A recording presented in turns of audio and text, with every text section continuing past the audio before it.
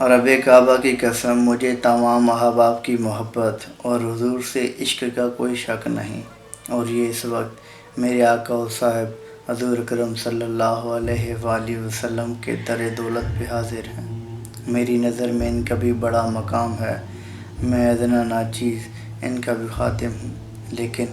یہاں بات صرف ایک نکتے کی ہے کہ یہاں حضور کے ادب کا خیال رکھنا کس قدر لازم ہے۔ ایک وہ عشق تھا کہ غار ثور کے اندر نبی اکرم صلی اللہ علیہ وآلہ وسلم تاجدار کائنات کا سر انور حضرت ابوبکر صدیق کی گود میں،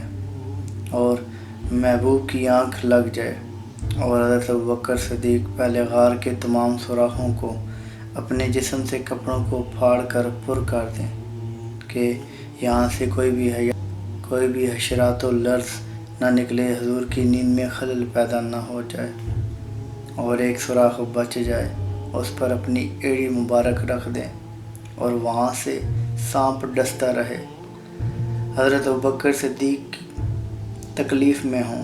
لیکن محبوب کی نیند میں خلل پیدا نہ ہو، اور اس ڈر سے،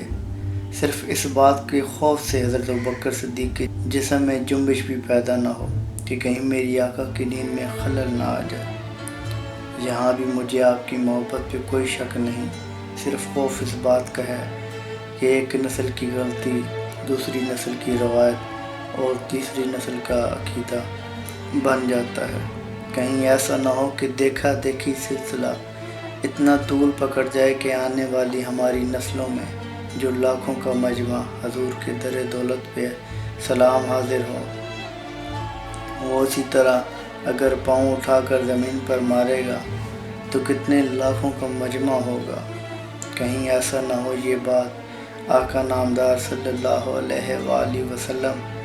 اور حجاز مقدس اس سرزمین جہاں حضور آرام فرما رہے ہیں اس کے ادب کی خلاف ورزی ہو جائے۔ کہیں ایسا نہ ہو کہ ہماری یہ عقیدت ہمارے لیے جان لیوا ثابت ہو جائے، کیونکہ یہ وہ مقام ادب ہے جہاں صحابہ کرام جلیل القدر جن پر اللہ راضی ہے ان کے لیے حکم نازل ہو جاتا ہے کہ اے صحابہ، میرے حبیب کے سامنے اپنی آوازوں کو نیچے رکھا کرو۔ کہیں ایسا نہ ہو کہ تمہارے اعمال ضائع ہو جائیں اور تمہیں خبر بھی نہ ہو۔ جہاں صحابہ کرام کو حکم ہوتا ہے کہ حضور کے پاس آتے ہو تو بات مختصر کیا کرو، زیادہ بات نہ کیا کرو، اپنا سوال کیا اور وہاں سے چلے جایا کرو کیونکہ ان کے آرام میں خلل پیدا نہ ہو۔ تو یہ وہ مقام ادب ہے، اور دیکھا دیکھی یہ سلسلہ طول پکڑ جائے گا اور لوگ ہزارہا موبائل پکڑے اسی طرح کے منظر ریکارڈ کر رہے ہوں گے،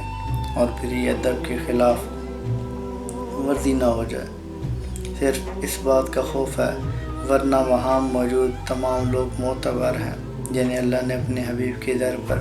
حاضری کا شرف بخشا ہے۔ بس اتنی سی گزارش کرنی تھی، مطمع نظر فقط اصلاح ہے،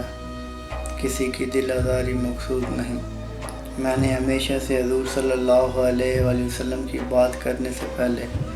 ادب کا یہ معیار رکھتا ہوں کہ جب تک الفاظ وضو نہیں کرتے، حضور ہم آپ کی گفتگو نہیں کرتے،